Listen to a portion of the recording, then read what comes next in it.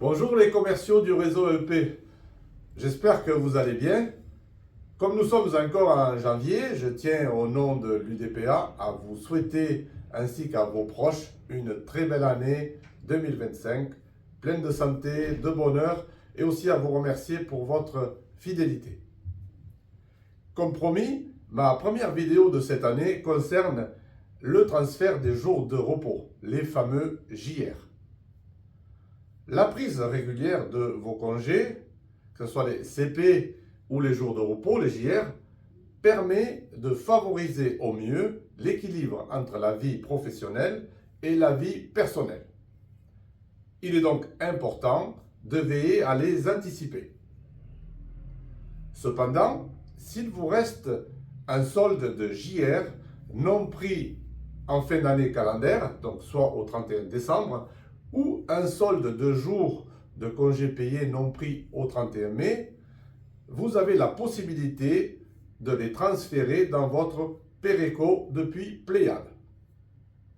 Il en est de même pour les jours capitalisés dans votre CET, le compte épargne-temps. Ces transferts s'effectuent lors de campagnes dédiées et dans des conditions bien définies qu'il est important de connaître. Alors, quelles sont les périodes où vous pouvez effectuer ces transferts? 3 périodes bien définies dans l'année sont recensées, à savoir les périodes des transferts des jours de repos en janvier, donc ce mois-ci, le transfert des congés payés au mois de juin et le transfert du compte épargne-temps, les fameux CET, en octobre. Quelles sont les règles de transfert de ces JR, de ces CP, des CET dans le Péréco?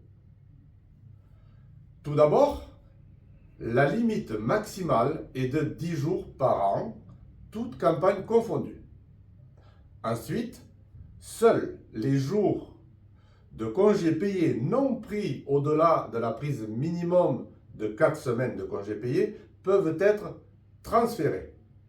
Donc, si vous disposez encore d'un solde de JR, que ce soit des JRI, JRA, au 31 décembre de l'année 2024, hormis bien sûr les JR que vous souhaitez encore poser d'ici fin mars de cette année, un transfert vers votre Péréco est possible ce mois-ci. Et la campagne a débuté. Quand l'opération de ce transfert est-elle vraiment effective? L'opération de transfert de JR dans le Péréco est effective et visible sur votre bulletin de paye du mois de février et elle est sans aucune incidence sur le montant de votre paye habituelle.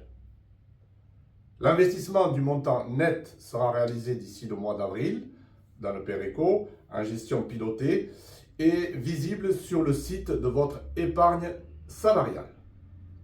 Il bénéficiera de l'avantage fiscal à la sortie, donc à savoir la non-imposition des sommes investies et prélèvements sociaux sur la plus-value réalisée.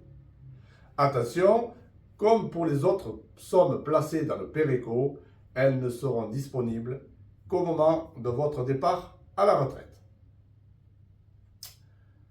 Comment procéder concrètement à ce transfert?